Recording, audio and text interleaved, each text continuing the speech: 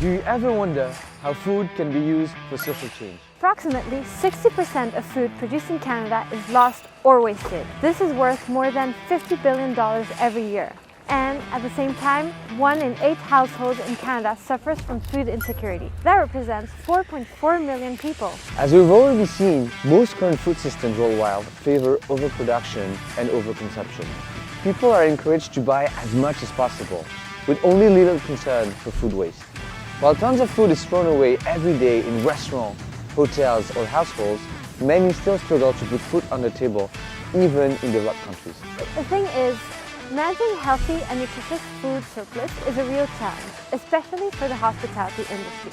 How can you efficiently predict the amount of food you need? What do you do with food surplus?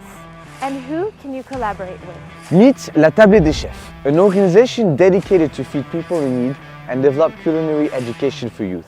In 2002, driven by his desire to fight food waste and create a world where everyone has food on the table, Jean-François Archambault founded La Tablée des Chefs. After having worked for many years in the hospitality industry as a senior manager for hotel chains such as the Fairmont and Marriott, Jean-François became increasingly concerned with the amount of food waste he witnessed in the industry. Therefore, he decided to take action by creating La Tablée des Chefs, to redirect food surplus to families and individuals who suffer from food insecurity.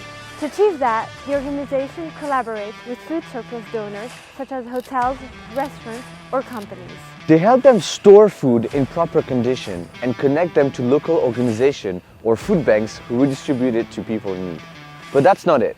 With the pandemic, La Tablée des Chefs realized that kitchens weren't used at their maximum capacity.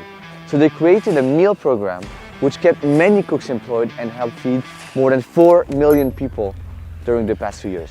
Additionally, La Tablée enables young people to develop their interest to cook healthy and sustainable meals.